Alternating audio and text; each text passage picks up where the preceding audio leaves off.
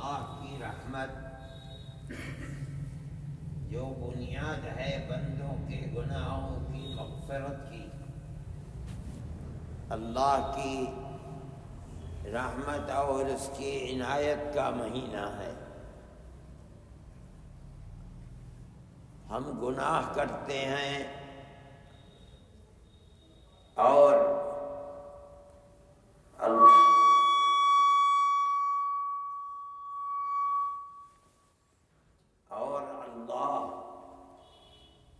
ہماری مغفرت فرماتا ہے۔ گناہ کہا جاتا ہے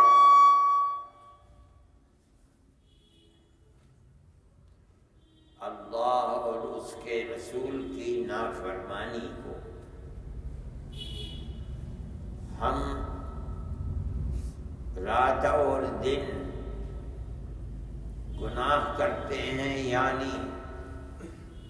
اللہ کی نافرمانی کرتے ہیں، لیکن اللہ نے رحمت کے ایسے دروازے کھول رکھے ہیں کہ ہمارے گناہوں کی مغفرت ہوتی ہے، یہ اس کی رحمت ہی کی وجہ سے ہوتی ہے۔ اگر اس کا غصہ جو گناہوں کی وجہ سے ہوتا ہے وہ اس کے اوپر رحمت کا پردہ بھاری نہ ہو جائے اور اس کا غصہ مستقل رہے تو مغفرت کا دروازہ بھی بند ہو جائے گا۔ یہ اس کی بہت بڑی عنایت ہے کہ ہمارے گناہوں پر باوجود کہ اس کو غصہ ہوتا ہے، لیکن پھر بھی وہ رحمت اور مغفرت کے دروازوں کو بند نہیں کرتا۔ رمضان کے یہ مہینے، یہ دن اور یہ راتیں اللہ تعالی کی رحمت کو حاصل کرنے کے لیے، اللہ کے غضب کی آگ کو ٹھنڈا کرنے کے لیے بڑے عجیب و غریب دن ہیں، بڑی عجیب و غریب راتیں ہیں۔ بندے کا عمل اللہ کی اسی رحمت اور مغفرت کو حاصل کرنے کے لیے یہ ہوتا ہے کہ وہ دن میں بھوکا اور پیاسا رہتا ہے، صرف اس لیے کہ گناہوں کی وجہ سے جو اللہ کے غضب کی آگ بھڑک رہی ہے وہ ٹھنڈی ہو جائے۔ راتوں کو جاگتا ہے، اللہ سے بھیک مانگتا ہے، سجدہ کرتا ہے، روتا ہے، آنسو بہاتا ہے۔ یہ سب کچھ اسی لیے ہے کہ ہمارے گناہوں پر جو اس کے غضب اور غصے کی آگ بھڑک رہی ہے وہ کسی طرح بجھ جائے اور اس کی رحمت اس کے غصے پر بھاری ہو جائے۔ اور انسان جو مومن ہے وہ یہ عمل کرتا ہے، اللہ کا کرم، اس کی رحمت اس کے غصے پر بھاری ہوتی ہے اور وہ مغفرت کا دروازہ کھول دیتا ہے۔ اسی لیے ہمارے آقا حضرت محمد صلی اللہ علیہ وسلم نے فرمایا ہے کہ رمضان کی ہر رات میں اللہ تعالی ان گنت اپنے بندوں کو جو اپنے گناہوں کی وجہ سے اللہ کے غضب کا شکار ہو چکے تھے اور جہنم کے مستحق بن چکے تھے، رمضان کی ہر رات میں بے شمار ان گنت بندوں کو جہنم سے نکال کر جنت کا مستحق بنا دیتا ہے۔ ہر آدمی کو اللہ کے غضب سے ڈرنا چاہیے، اور ہمارا یہ سب کام ہر مومن کا کہ دن کو روزہ رکھنا، راتوں کو زندہ کرنا، جاگنا، قرآن کی تلاوت کرنا، نماز پڑھنا، صدقہ کرنا، یہ تمام چیزیں اسی مقصد کے لیے ہیں کہ اے اللہ ہمیں بھی ان خوش نصیبوں میں شمار کر لیجئے جن کو آپ رمضان کی ہر رات میں جہنم سے آزاد کر کے جنت کا استحقاق عطا فرمائیں گے۔ اسی مقصد کے لیے دراصل دن کے روزے ہوتے ہیں اور رات کی نماز اور دعا ہوتی ہے، تاکہ ہمیں بھی وہ خوش نصیبی مل جائے کہ ہمارے گناہوں کی وجہ سے جو ہمیں آپ کی ناراضگی کا شکار بننا پڑا تھا، آج ان رحمت کے دن اور راتوں میں آپ اس سے نکال کر ہمیں اپنی رحمت کا مستحق بنا دیں۔ اس کام کے لیے جہاں روزے ہیں، راتوں کو جاگنا ہے، نمازوں کو پڑھنا ہے، صرف یہی نہیں ہے بلکہ انسان مومن کا کوئی بھی کام جو اللہ کی رضا کے لیے کرتا ہے اور خاص طور پر رمضان میں کرتا ہے، وہ رمضان کی رحمتوں سے خالی نہیں ہوتا۔ اللہ کی عنایت ہر عمل صالح کے لیے منتظر رہتی ہے، اور جب بندہ خدا کے خوف سے بچنے کے لیے، اس کی رحمت کا مستحق بننے کے لیے جب کوئی کام کرتا ہے تو اللہ کی عنایت، اس کی مہربانی، اس کی رحمت اس کی دستگیری کرتی ہے۔ ہر آدمی کو رمضان کے ان دنوں کی اور ان راتوں کی قدر کرنی چاہیے، اور زیادہ سے زیادہ عمل صالح، نماز، روزہ، اللہ کا ذکر، قرآن کی خاص طریقے پر تلاوت۔ اگر وہ جانتا ہے تلاوت کرنا، اگر نہیں جانتا تو سب سے بہتر ذکر ہے لا الہ الا اللہ محمد رسول اللہ۔ اسی کا ورد کرے، اس کو جناب رسول اللہ صلی اللہ علیہ وسلم نے اللہ کے ذکر میں سب سے افضل ذکر بتایا ہے، افضل الذکر لا الہ الا اللہ۔ نہیں تو آسان ترین ذکر ہے سبحان اللہ، الحمدللہ، لا الہ الا اللہ، اللہ اکبر۔ لا الہ الا اللہ کا ذکر ایسا ہے کہ لا الہ الا اللہ اور محمد رسول اللہ ساری دنیا میں اربوں کھربوں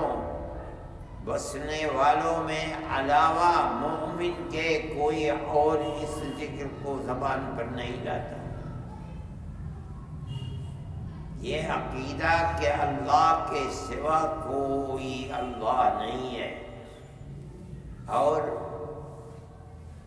جس نے ہمیں یہ عقیدہ دیا ہے یعنی حضرت محمد صلی اللہ علیہ وسلم، وہ اللہ کے سچے رسول ہیں۔ یہ عقیدہ دنیا میں علاوہ حضرت محمد صلی اللہ علیہ وسلم کی امت کے کسی اور کا یہ عقیدہ نہیں ہے، اور اللہ کی رحمت کا دار و مدار اسی عقیدے کے اوپر ہے۔ جس کے دل میں یہ عقیدہ ہے اس کی نجات ہوگی، بشرطے کہ وہ اسی عقیدے پر مرا ہے، اور جس کے دل میں یہ عقیدہ نہیں ہے کہ اللہ کا کوئی شریک نہیں اور حضرت محمد صلی اللہ علیہ وسلم اس کے سچے رسول ہیں، جس کے دل میں یہ عقیدہ نہیں ہے اسے دنیا کا کوئی عمل اللہ کے عذاب سے نجات دلانے والا نہیں ہے۔ اس لیے رمضان کے ان دنوں میں، راتوں میں، ذکر میں بہت عجیب و غریب رمضان کے مہینے میں جو ذکر ہے خاص، وہ تو قرآن ہے۔ قرآن کو اللہ نے رمضان ہی میں اتارا ہے، اور ہمارے آقا حضرت محمد صلی اللہ علیہ وسلم جو 12 مہینے قرآن کی تلاوت فرمایا کرتے تھے اور بہت زیادہ تلاوت فرماتے تھے، خاص طور پر راتوں میں نمازیں پڑھتے تھے اور لمبی لمبی رکعتیں ہوا کرتی تھیں۔ لیکن رمضان کے اندر خصوصیت سے قرآن کا ذکر ایسا ہوتا تھا جو رمضان کے سوا دن اور رات میں نہیں ہوتا تھا۔ آپ کا ہر عمل، ہر کام جو آپ نے کیا ہے وہ امت کے لیے ایک روشنی اور راستہ ہے۔ آپ نے یہ کیا، امت کو یہ راستہ ملا کہ اسے بھی اللہ کے غضب کو ٹھنڈا کرنے کے لیے، اس کی رحمت سے حصہ لینے کے لیے وہی عمل کرنا چاہیے جو ہمارے آقا اور ہمارے سردار حضرت محمد صلی اللہ علیہ وسلم کیا کرتے تھے۔ اس لیے جس کو قرآن پڑھنا آتا ہے، یا وہ حافظ ہے یا حافظ نہیں ہے مگر پڑھنا جانتا ہے،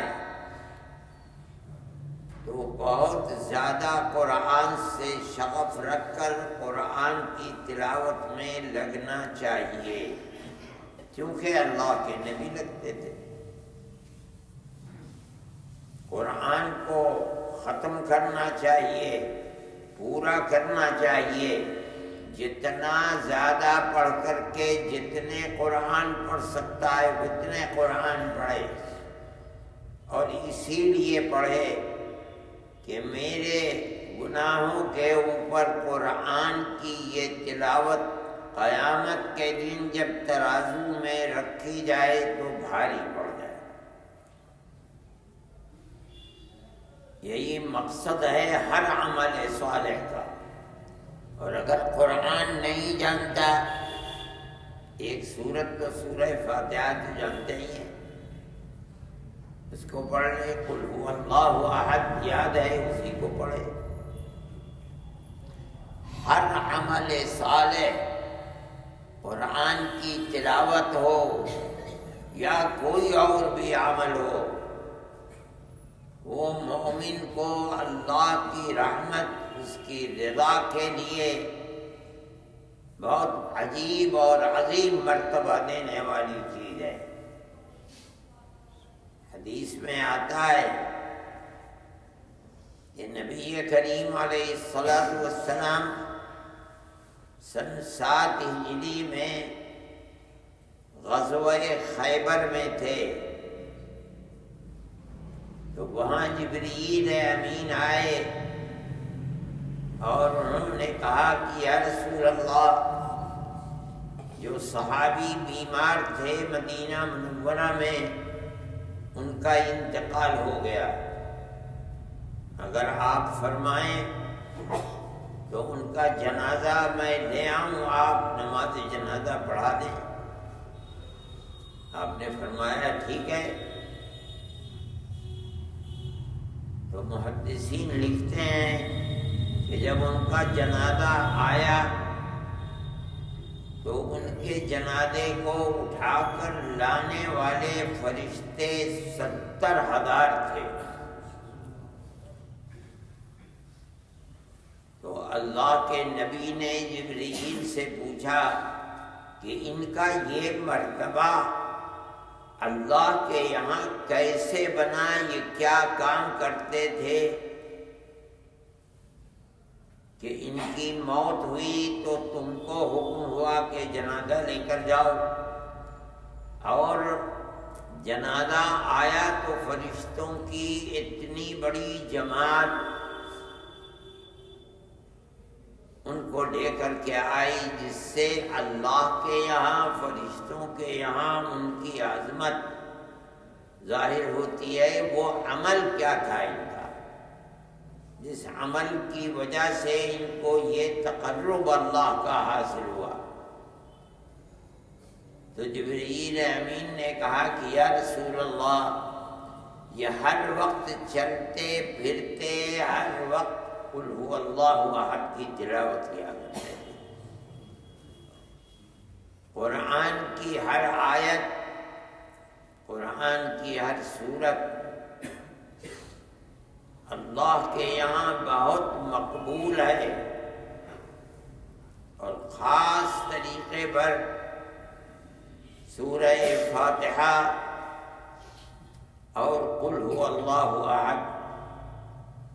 جس کے اندر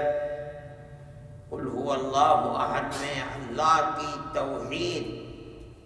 اور خاص طریقے پر صفت توحید کے اوپر ہر آیت اللہ ایک ہے، اللہ کسی کا محتاج نہیں، ساری دنیا اسی کی محتاج ہے۔ اللہ الصمد، نہ کوئی اللہ کی اولاد ہے، نہ اللہ کسی کی اولاد ہے، لم یلد ولم یولد، اللہ جیسا کوئی نہیں۔ یہ صفات کو زبان سے ادا کرنا، دل میں ان صفات کو جمانا، اللہ کا کوئی شریک نہیں، اللہ جیسا کوئی نہیں ہے۔ یہ اللہ کو اتنا پسند ہے کہ جو آدمی اس عقیدے کو رکھتا ہے اور اس عقیدے کو بار بار اپنے دل اور زبان میں بساتا ہے، ذکر کرتا ہے، اللہ کے یہاں اس کا یہ مرتبہ ہے کہ زندگی تو زندگی، موت آئے گی تو اس طرح فرشتوں کے جھرمٹ کے اندر ان کی اتنی بڑی تعداد اس کو لیے ہوئے اللہ کے نبی کی خدمت میں لا رہی ہے۔ اس کے لیے ضرور اللہ کی رحمت کے دروازے کھلیں گے اور مغفرت ہوگی۔ اللہ کی عبادت کا ہر کام 12 مہینے رات اور دن اللہ کا ذکر مومن کے لیے خدا کو، خدا کی رحمت سے قربت اور اس کے عذاب سے حفاظت کی بہت بڑی چیز ہے۔ لیکن ان 12 مہینوں میں سے ایک مہینے کا انتخاب اللہ نے رمضان کو کر کے بھیجا ہی ہے، اس لیے تاکہ اس مہینے کو خصوصیت کے ساتھ اللہ کے ذکر کے لیے خاص کر لے، یعنی گناہوں سے بچے، چاہے جیسا گناہ ہو، چاہے صورت کا گناہ ہو کہ آدمی ظاہری طریقے پر اپنی صورت ایسی بنائے جس سے اللہ ناراض ہوتا ہے، اس میں داڑھی کا مڈانا، عورت کا بے پردہ رہنا، اور سیرت کا مطلب ہے کہ اپنا چال چلن ٹھیک رکھنا،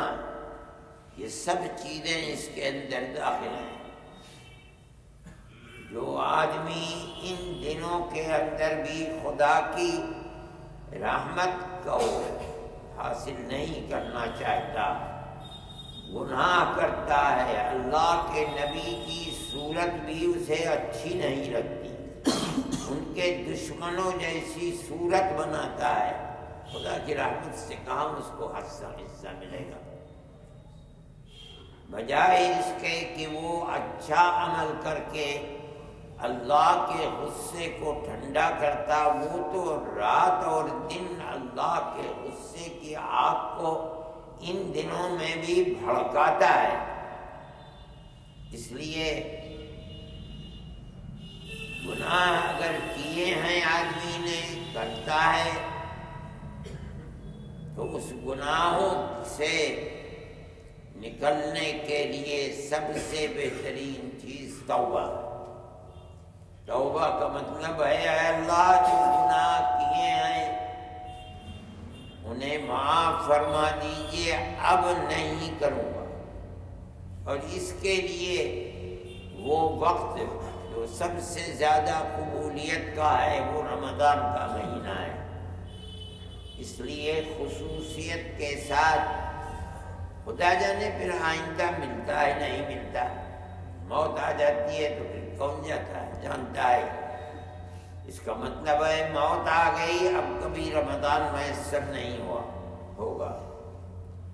اس لیے ہر آدمی کو یہ سمجھ کر، مرنے والے تو بوڑھے بھی مرتے ہیں، جوان بھی مرتے ہیں، بچے بھی مرتے ہیں، ان دنوں کو غنیمت سمجھنا چاہیے، اور یہ سمجھ کر اللہ کی عبادت، رسول اللہ کی اطاعت کرنی چاہیے، اپنی صورت کو اللہ کے نبی جیسی صورت بنانی چاہیے، اپنی سیرت کو رسول اللہ جیسی سیرت بنانی چاہیے، یہ ڈر کر کہ کہیں یہ رمضان آخری رمضان نہ ہو اور پھر اللہ کی رحمت کا سمندر جن دن اور راتوں میں جوش میں آتا ہے پھر وہ نہ ملے۔ اس لیے ان دنوں میں ہر طرح سے اللہ کے نبی اور اس کی رسول کے احکام کے اوپر چل کر اپنے گناہوں کی بخشش اور اعمال صالحہ پر خدا کی رحمت کی بھیک مانگنی چاہیے۔ اللہ کی رحمت کے دروازے کھلے ہوئے ہیں، اور ہر مومن پر رات اور دن کرم ہوتا ہی رہتا ہے عمل کی بنیاد کے اوپر۔ اس لیے خدا نے رحمت کا دروازہ کھولا ہے تو ہر مومن کو اس کے حصول اور طلب کے لیے اپنی زندگی کو بہتر بنانا چاہیے، گناہوں سے بچنا چاہیے۔ اللہ ہم سب کو اپنی رحمت سے حصہ عطا فرمائے. ہمارے اندر موت کا خوف، خشیت اور اللہ کے عذاب کا ڈر پیدا کر دے، اور ہمیں عمل صالح کی توفیق عطا فرمائے، اور گناہوں سے ہماری حفاظت فرمائے. گناہوں کی بخشش کے لیے اللہ تعالی ہمیں خاص طور پر رمضان کے دن اور راتوں کے اندر زیادہ سے زیادہ توبہ اور استغفار کی توفیق عطا فرمائے. وآخر دعوانا الحمدللہ. Thanks for watching. Don't forget to like, comment, share and subscribe to Al Wahid channel.